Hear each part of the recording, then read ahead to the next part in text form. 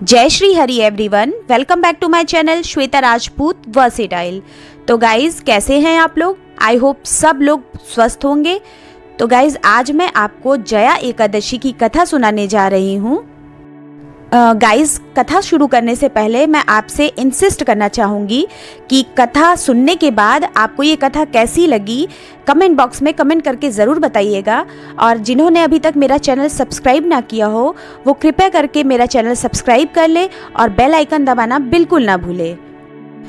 And guys अगर जया एकादशी की कथा आप लोगों को पसंद आए तो अपने फेसबुक, व्हाट्सएप, इंस्टाग्राम पर शेयर करना बिल्कुल मत भूलिएगा। तो गाइज अब मैं कथा स्टार्ट करती हूँ, तो ध्यानपूर्वक ये कथा सुनिएगा। जया एकादशी माघ मास के शुक्ल पक्ष की एकादशी को कहते हैं। जया एकादशी का व्रत श्री हरि भगवान विष्णु को समर्पित है। एकादशी का जन्म श्री हरि के शरीर से ही हुआ है। यही वजह है कि सभी व्रतों में इसे बहुत महत्वपूर्ण माना जाता है।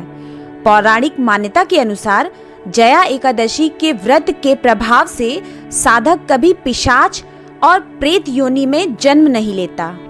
इस व्रत से उपासक को अग्निष्टोम यज्ञ के तुल्य फल की प्राप्ति होती है। जया एकादशी व्रत के दिन पूजा के बाद कथा का श्रवण जरूर करें, इससे पूजा का पूर्ण फल प्राप्त होता है। भक्तों, आइए सुनते हैं जया एकादशी व्रत की कथा। धर्मराज युधिष्ठिर बोले, हे भगवान, आपने माघ के कृष्ण पक्ष की षटतिला एकादशी का अत्यंत सुंदर वर्णन किया। आप स्वदेज, अंडज, उद्विज और जरायुज चारों प्रकार के जीवों के उत्पन्न, पालन तथा नाश करने वाले हैं। अब आप कृपा करके माघ शुक्ल एकादशी का वर्णन कीजिए। इसका क्या नाम है, इसके व्रत की क्या विधि है और इसमें कौन से देवता का पूजन किया जाता है। श्री कृष्ण कहने लगे कि हे राजन, इसका व्रत करने से मनुष्य ब्रह्म हत्यादि पापों से छूटकर मोक्ष को प्राप्त होता है। इस व्रत को विधि पूर्वक करना चाहिए। अब मैं तुम्हें पद्म पुराण में वर्णित इसकी महिमा की एक कथा सुनाता हूँ। देवराज इंद्र स्वर्ग में राज करते थे और अन्य सब देवगण सुखपूर्वक स्वर्ग में रहते थे। एक समय इंद्र अपनी इच्छानुसार नंदनवन में अप्सराओं के साथ विहार कर रहे थे और गंधर्व गान कर रहे थे। उन गंधर्वों में प्रसिद्ध पुष्पदंत तथा उसकी कन्या पुष्पवती और चित्रसेन तथा उसकी स्त्री मालिनी भी उपस्थित थे। साथ ही मालिनी का पुत्र पुष्पवान और उसका पुत्र माल्यवान भी उपस्थित थे। पुष्पवती गंधर्व कन्या माल्यवान को देखकर उस पर मोहित हो गई और माल्यवान पर काम बाण चलाने लगी। उसने अपने रूप, लावण्य और हाव भाव से माल्यवान को वश में कर लिया। हे राजन, वो पुष्पवती अत्यंत सुंदर थी। अब वे इंद्र को प्रसन्न करने के लिए गान करने लगे, परंतु परस्पर मोहित हो जाने के कारण उनका चित्त भ्रमित हो गया था। इनके ठीक प्रकार न गाने तथा स्वर ताल ठीक नहीं होने से इंद्र इनके प्रेम को समझ गया और इंद्र ने इसमें अपना अपमान समझकर उनको श्राप दे दिया। इंद्र ने कहा, हे मूर्खों, तुमने मेरी आज्ञा का उल्लंघन किया है, इसलिए तुमको धिक्कार है। अब तुम दोनों स्त्री पुरुष के रूप में मृत्युलोक में जाकर पिशाच रूप धारण करो और अपने कर्म का फल भोगो।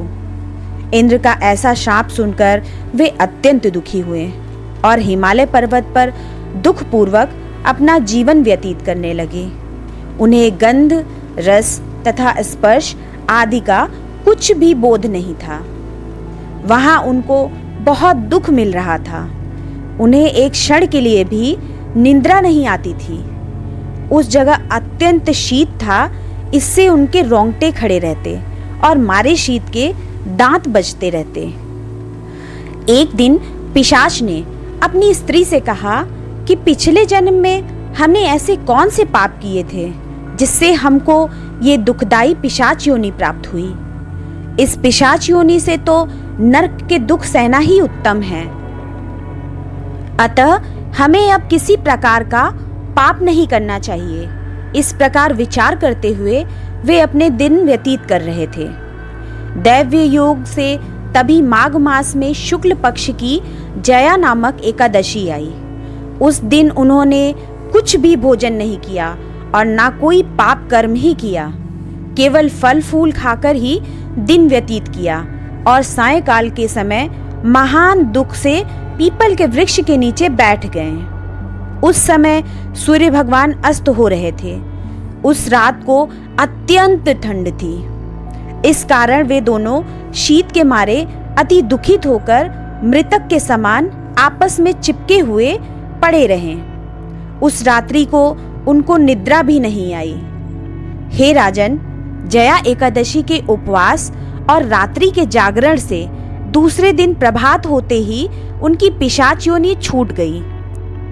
अत्यंत सुंदर गंधर्व और अप्सरा की देह धारण कर सुंदर वस्त्राभूषणों से अलंकृत होकर उन्होंने स्वर्गलोक को प्रस्थान किया। उस समय आकाश में देवता उनकी स्तुति करते हुए पुष्प वर्षा करने लगे। स्वर्गलोक में जाकर इन दोनों ने देवराज इंद्र को प्रणाम किया। इंद्र इनको पहले रूप में देखकर अत्यंत आश्चर्यचकित हुआ और पूछने लगा कि तुमने अपनी पिशाच योनि से किस तरह छुटकारा पाया, ये सब बतलाओ।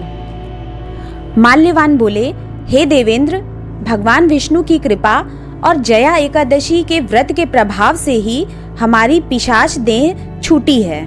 तब इंद्र बोले कि हे माल्यवान, भगवान की कृपा और एकादशी का व्रत करने से न केवल तुम्हारी पिशाच योनि छूट गई, वरन हम लोगों के भी वंदनीय हो गए, क्योंकि विष्णु और शिव के भक्त हम लोगों के वंदनीय हैं। अतः आप धन्य हैं। अब आप पुष्पवती के साथ जाकर विहार करो।